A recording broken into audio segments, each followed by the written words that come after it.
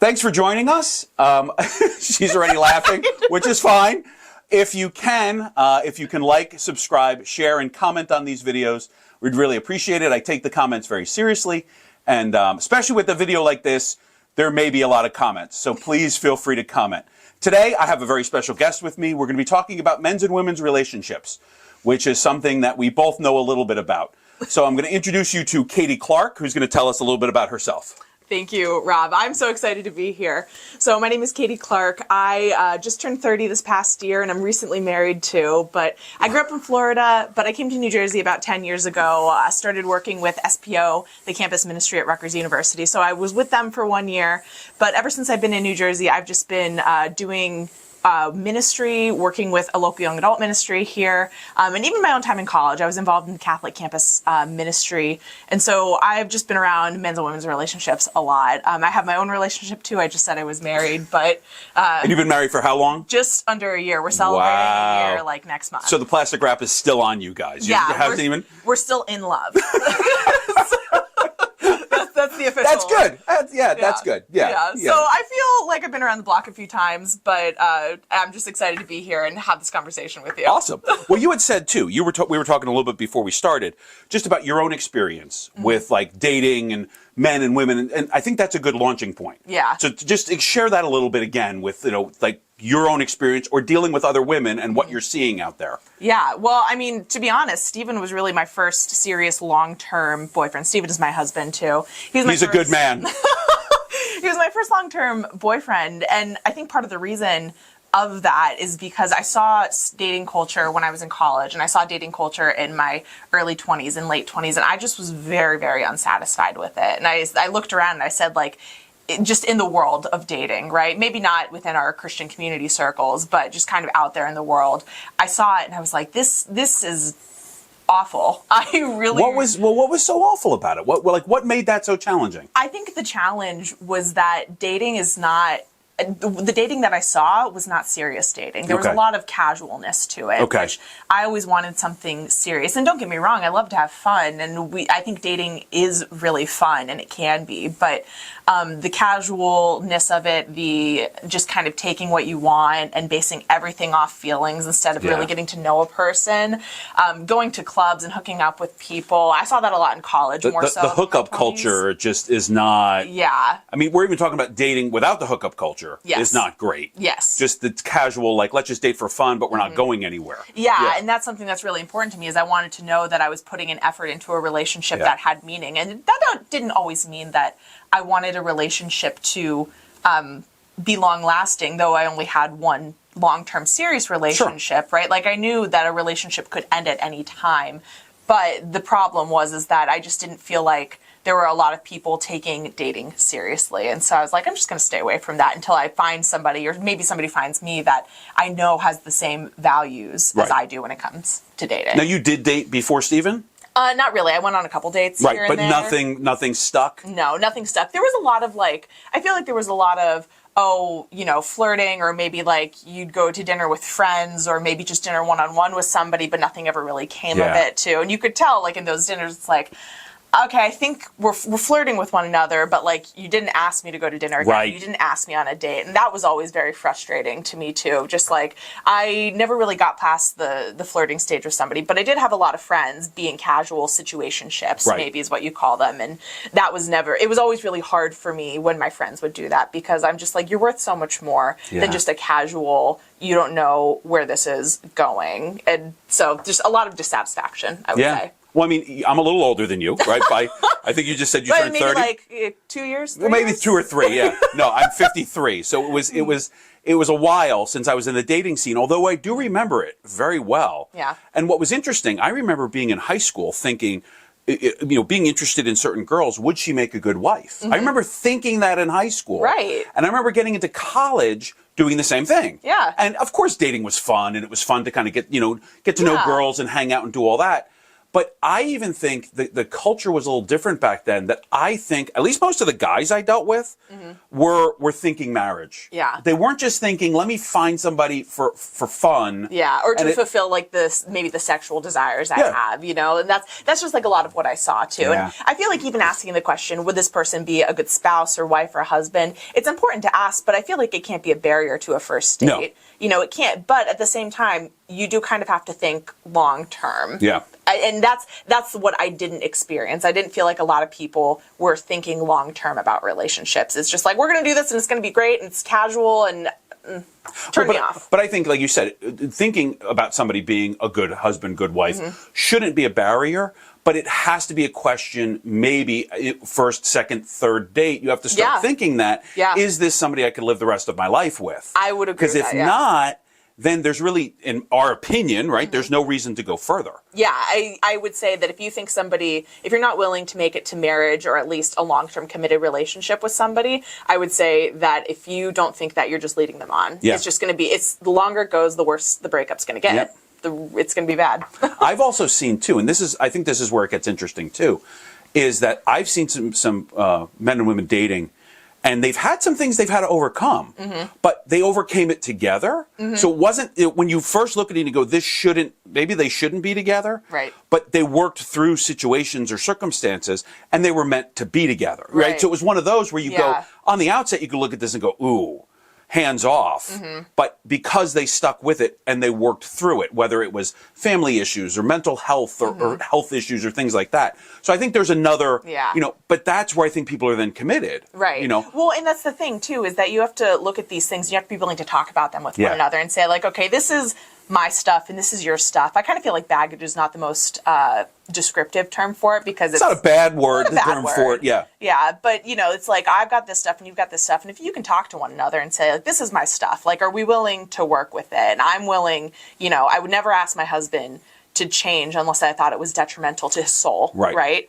But if he's willing to work on it, or if I'm willing to work on my stuff and you're willing to help me, then it's the stuff we got to work on. Right. You know? And that's something also that I think if you're not willing to be in a committed long-term relationship, or if you're not married, I think that kind of contributes to the casualness of dating, of like, we've got that stuff, but we're just going to put it under the rug. And well, I think the other thing that contributes to it is I think people are very happy to stay at this surface level with everything and not really share the vulnerability. Yeah, right? Because I think absolutely. also people are very afraid of being known. Yes. Right? Where absolutely. if they know who I really am, they're going to run away. Yeah. So if I can just keep it casual and just have fun, right? But that vulnerability where, I mean, you knew Karen, or you met Karen, right? We had a great marriage and it was wonderful. And part of that is because we were very vulnerable with each other. We had 28 years of marriage plus a couple of years of dating that we were able to go deep and put it out there and go, here's who I am. Here's what's going on, right? Here's my stuff. Yeah, here's my stuff. I'm a part of a men's group with Jude's dudes, right? Yeah, and one of the comments that we've made is everybody has crap. Everybody. My crap might not be your crap, but we all got crap. And it's we're there to support each other with it. Yeah. But I think it's when we're not even willing. First, I think and we can talk about this too. I think when especially a man is not willing to even take the risk to ask a girl out. Yeah. Because he's so afraid of it. Yeah. That takes vulnerability. It does. But then when you get in that relationship, if there's never any real depth, it's not going to go anywhere. Right. And you might have it and you might be afraid to like let go of it if there's no real depth there, and you have a decision to make. It's like, okay, I can let go of it, or I can take a risk and go deeper too. Yeah. Because if you get into a marriage with just, you've never gone deep, you've never been vulnerable, and you're just doing it either to be married or because it feels right or you're supposed to, the marriage is going to crumble. Yeah. Like, we both know that. Right. And we've seen it. Yeah. We've seen it. The interesting thing is the stat at this point is about 7 years. Is when things start falling apart. Yeah. And actually, this was a brother Jude who got it from someplace else that said it's because people are starting to get known at that point. Right? Because they're afraid. Because you've been around for so long, yeah. you can't hide anymore. So what you figure is, let me move on to this next thing with someone who doesn't know me. Right. And then we'll move into this other relationship. Right, but then you're just trapped in this cycle That's it. of like the same patterns over and over again. And, you know, it's just bad. Do you feel like, I mean, obviously you dated Stephen for a while, and now you've been married for just under a year. Yes. Do you feel like Stephen knows you pretty well right now? Yeah, I do. Actually, I think one of my favorite things that I've ever heard him say about me and like honor me with is that he's seen like all, he knows me well enough and he's seen the things that might have been a red flag, but he also knows me well enough to know that like I see those things in my own life too. Yeah. And he's willing to work with me on the difficulties in my life too. And I've said that to him too, right? It's like, okay, I know your stuff and you know my stuff, and I'm not gonna hide anything from you. That's actually, I think we're really big on that. We might not say that every day. We don't wake up in the morning as like, I'm not hiding anything from you today. Sit down at dinner. Okay, what are we not hiding from each other today? No, it's not like a haunted house or anything like that. But I think we're both very big on like, okay, if there's something to be brought up, I'm not going to be scared to bring it up because I can't be. Yeah. Because that's how it starts. That's how the end begins. What's interesting, Karen and I had obviously levels of vulnerability and a lot of the same thing. Mm-hmm. She was afraid of confronting me. She was. She didn't like it. She would say to me she doesn't like my reactions, but what she wanted though was the resolution that came after it. Right. Because I never left. Right. You know, divorce was never even on the table. Right. We knew we were going to work through everything. And then, of course, God throws the curveball of MS and her being in bed, which just throws one whole fun thing on top of all of it.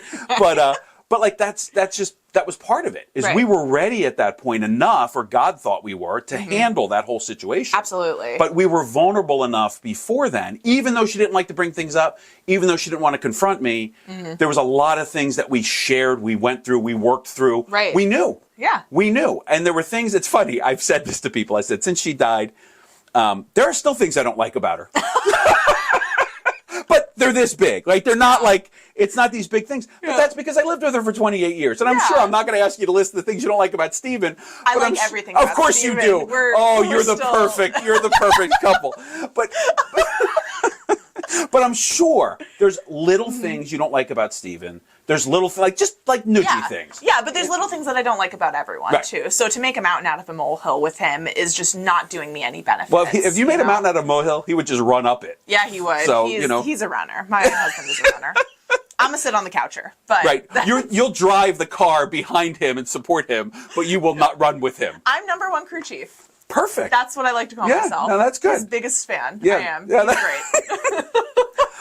But I think that's what we're seeing though too, and I think from the men's perspective, because I look at the young guys who I've spoken to, they're afraid out there. Yeah. They don't know toxic masculinity. What is masculinity supposed to look like? Right. This whole Me Too culture kind of thing. They don't know what they're supposed to do, and they don't want to come across as a predator. Right. And the other thing I found is I was with a group of guys at one point and I said, "How many of you are overthinkers?" And like everybody raised their hand. Yeah. Overthinking sucks. I'm an overthinker.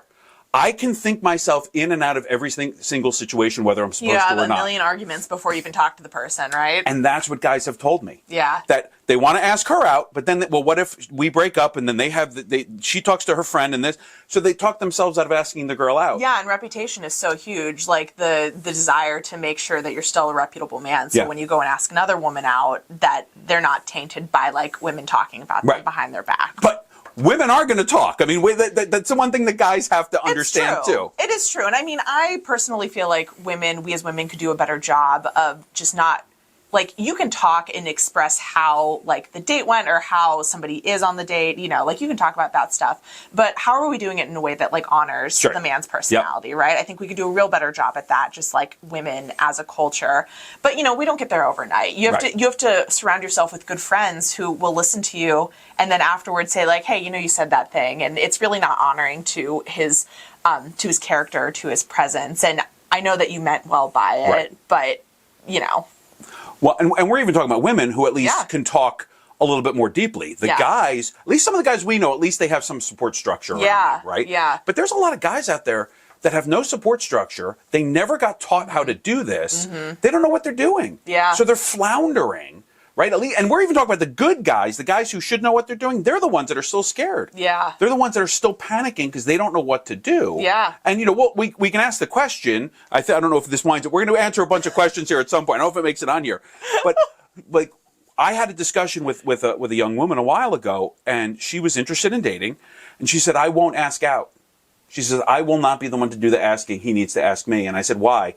She said, "Because then it sets the tone for the entire relationship." I think that's very wise. And I don't know what your thoughts are on that. So I would think, was that one of the questions we have of can women? I don't know. Men on We'll dates? find out. If we hit it, we'll hit it again. I think that's just such a personal. I think it's such a personal decision on the woman's part. Like, can a woman ask a man out on a date? Because I think my only hot take on this list is that I do actually think women can ask men on dates. I do. But I think you need to know yourself and know the reasons that you're not doing it. You need to know that you're not doing it to control or to persuade or to do anything that is like non-virtuous in a relationship. Right. So I think for me, it was also, I would be the same as that woman that you're talking about. It was very important for me that I had so much impetus to ask men out on dates, and I saw so many opportunities where I could do it because the men just weren't stepping up, right? But I never did it because I knew it was important for me to be pursued by a man. Yep. Right? And that's,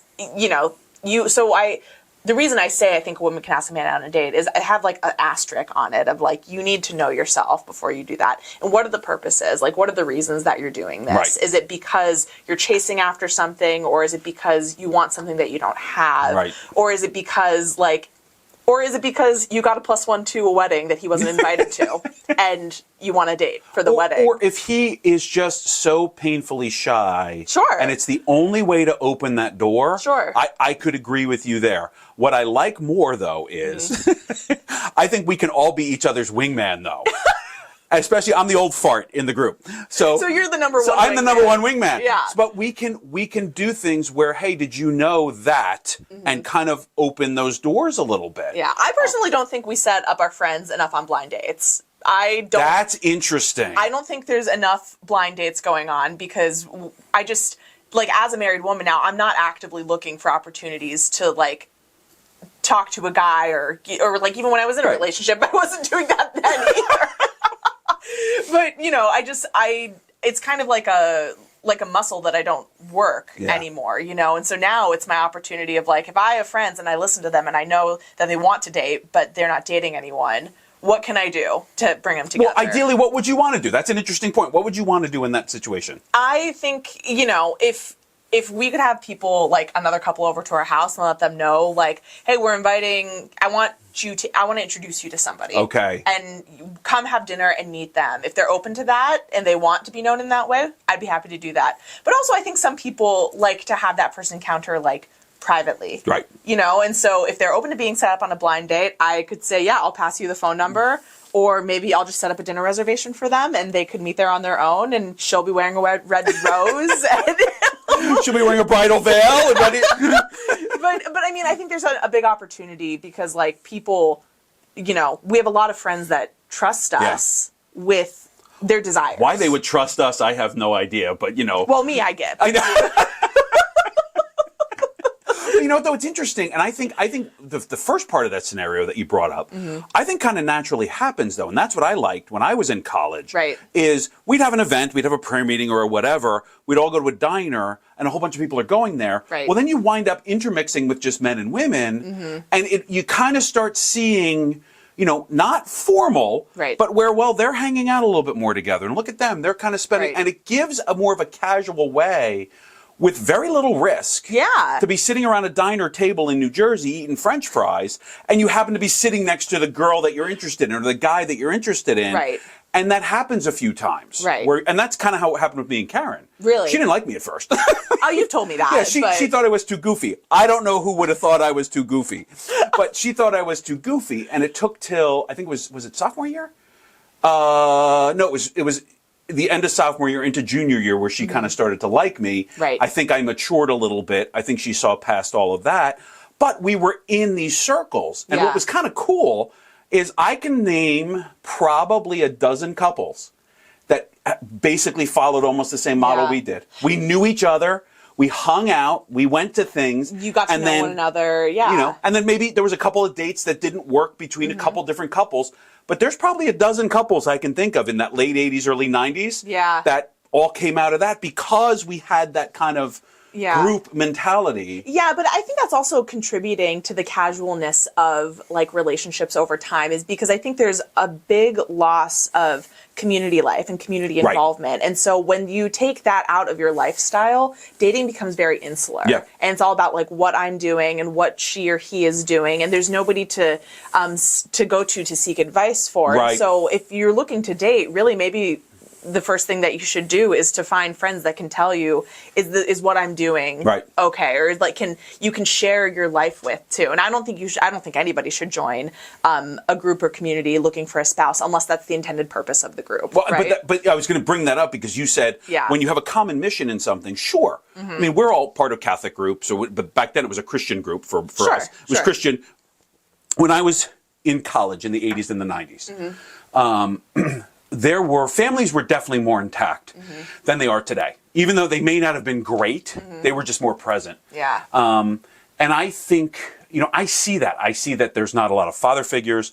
I see there's not a lot of mother figures out there, that moms and dads either are busy doing other things, they're just not as attentive. That's not a knock, it's just a reality. It's just the reality of our culture today. Yeah. And I think, I don't know, are you seeing the same thing, that like there's not the kind of mentors out there for men and women? Yeah, I would say so too. And it's what I see is just so, every situation is so vastly unique, because I think even if I've seen a lot of, even if there is an intact family, right? Like every family has its own problems too. And I think the problems have just compounded over time. And we're dealing with problems that are much different today in families than there were in the 80s and 90s. But that's, every generation has their own problems, right? And this just might be one of ours, is like lack of leadership, lack of mentorship, lack of like education, and wanting to be a parent wanting to be a friend rather than a parent. Yeah. Because you can be both, but you still need to be a parent, right? And I'm not a parent yet, so I wouldn't. Yeah. I don't know that. Maybe you could speak to it more, but I think what I see more often, and even in my own experience, my parents got divorced when I was in middle school. Okay.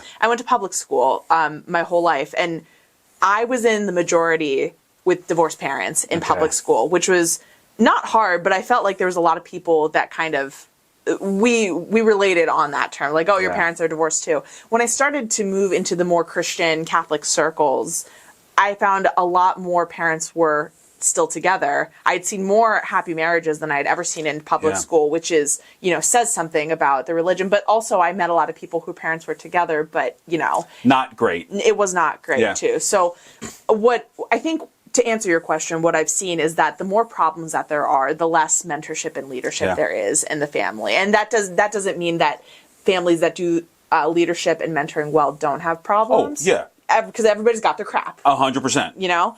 But I think that's just, I see a lot of like family problems that have compounded over time have the most effect on the kids. Right. Well, I remember being like 6, 7 years old. And nobody got divorced. Right. I mean, that was the mid-'70s. Right. I mean, that had its own problems. It has its own problems too. I mean, absolutely. But the other thing that I think has had, I think between people getting busier, more things to put their focus on. You need to have 2 household incomes. Right. You need to have 2 household incomes. All the kids need to be involved in all these things. Yeah. They need to run to thing to thing to thing to thing. Yeah. And truthfully, I would not mind if these things went away, everybody. Right? Because these things. That would be great. Oh, yeah. Well, what's interesting, I remember growing up, we always ate dinner as a family, right? And on Saturdays we were together as a family. Sundays we did stuff together as a family. This was me growing up. And the one thing that Karen and I stumbled into accidentally was we ate dinner as a family, which when Josh was living with a bunch of these guys, half of those guys never ate dinner as a family growing up, right? Yeah. And this is now, recent. Yeah. Saturday was chore day, so we'd be doing projects around the house, whether it's collectively or individually, but everybody working on something. We'd make sure we always went to mass together, and then Sunday was play day. Yeah. So we had just this time you had, like, together. work and leisure together. Yeah. And then we'd watch movies, and we'd spend and play board games and do that kind of stuff. So I think we stumbled into that, knowing it was important, but not knowing how important that was. Yeah. To be able to kind of provide that. Because now that Karen's gone, the interesting thing is my kids like to hang with me. Yeah.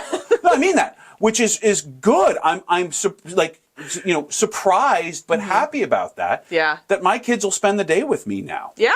And that I think is kind of cool. And I don't know that there's a lot of people, my kids' age that would say, yeah, I really want to go like hang or with that my I parents. like enjoy spending time with my dad. Yeah.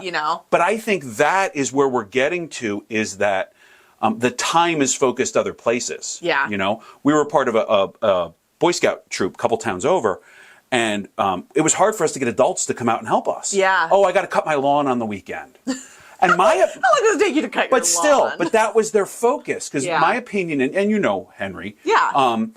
his opinion was, this is our opportunity with our boys. Not only that, we can mentor these other young men. Yeah, we can be around and involved Yep. in the community too. I think that one thing that my mom did for me when I was growing up that I hated at the time, but like see so much benefit now, and it's not for everyone, right? She told you she'd give you something to cry about? No, she never said that. I was a great kid, Mom. Oh, I'm sure. We'll talk about that in another point. Sure. No, when I had my extracurriculars going on, she told me growing up that I should limit myself to 2. Yeah. And I never really pushed back on that, so I never really pushed back on doing more than 2, but it was always, Girl Scouts was something I did until like I was 15 or 16, and it was always... Thin mints. Yeah, they're the best. And Samoas. Yeah. But like it was 2 things, and so it was always Yeah. Girl Scouts and like a sport. And she just told me, she's like, I just don't want you to do more than 2 things because I don't want you to overextend yourself. And I look at like the people around me, and maybe not the people around me, but I look at society as a whole. Yep. And there's a lot of people who experience burnout in a lot of different ways, but it's just they try to do everything. And there's so many people, how important was it for me to get into an Ivy League college? Like, Right. It could have been, but it just wasn't. Yeah. And it just doesn't matter if it is important to you, that's great. But for me, it's like I would much rather fill my life with meaningful, purposeful things that I have time for. And that's the lesson that it taught me Yeah. too. And I think, I'm 30. Could I have been a little more disciplined in my 20s and be like this absolute rock star guitar player? Probably. But at what cost? But at what cost? Exactly. Everything costs something, right? Yes. There's a cost for everything. What I find is interesting is this neighborhood. When my kids were growing up, where I'm living now, I've been here for 26 years already in this neighborhood. When my kids were growing up, there were some kids running around riding bikes, doing that kind of stuff. Sure. Do you know the amount of kids that are outside now running around riding bikes? Almost none. None. None. When I was growing up, my neighborhood, my parents still live in, that was a great neighborhood. And I was just thinking about this phrase, because I think this applied to kids, but I think it applies to us as adults too, is wasting time together. Yeah. You get kids, it's like you show up at your friend's house. What do you guys want to do? I don't know, let's go run around out in the woods. Great, let's build a fort. You wind up just doing stuff or doing stupid things together. Yeah. Sometimes you got in trouble, okay, we'll admit. Sometimes you got in trouble. Sometimes I got in trouble. I admitted to my parents as an adult. I thought I told them this story that I was smoking cigarettes at one point up in the woods. But, I admitted to my parents that one. We're all in the open now. Yeah, right. That's right. Now it's on YouTube. Nobody wastes time together. Yeah. Nobody knows how to do that. Yeah. Where you don't have to have an agenda. Right. Right? Where you can just sit outside and hang and be. Yeah. And just everybody has to go, go, go, go, go. And I don't think that's helpful. Well, and that's actually, to even tie it back into dating, I do feel like, I keep saying that I dislike the casualness of dating, but I do really enjoy being a part of a group of people that you can be casual around. That's different. Because it's different than just like getting together one-on-one with a man and a woman. Like, what are we doing here? I don't know. Yeah. Well, and imagine if a guy asks out and he's very casual about it, though. Like, I mean that in like a different way. Yeah. What are we going to do? I don't know. Yeah. Well, that date's not going to last too long. No, it's not, because you want the person that you're in a relationship to approach you with purpose. Yep. That's something that I think is not valued enough. But far enough into the relationship, you could be on a long drive and not talk. Yes. You could be in the same room and not talk, not have to fill the void. Yeah. Oh man, that's like personal relationships. They're so different. Even something that one of my favorite things I think Stephen has ever said to me is I am very much a talkative person. No. That's so surprising. So, we're sitting here. I like to have conversation. I love conversation to fill a space because I'm really getting to know the person. Yeah, right. And Stephen he's very, very introverted, and he doesn't mind the silence and the quiet. And I think we got to this one point when we were dating. It wasn't like a fight. It didn't come to a head, but we were just kind of talking about it. Right. Like, I was like, oh, you're pretty quiet. Or, I said something. And he said something like, I could spend 2 hours in a car with my dad in complete silence, and that's like great quality time for me. And I'm like, that sounds like a nightmare to me, Yep. But we're very different on that way. But he did say to me one time, like, if we're going to be spending 60 years together, it's not going to all be conversation. No. And so we've got to learn how to be quiet with one another. And I was like, oh, I think you're right. Yeah.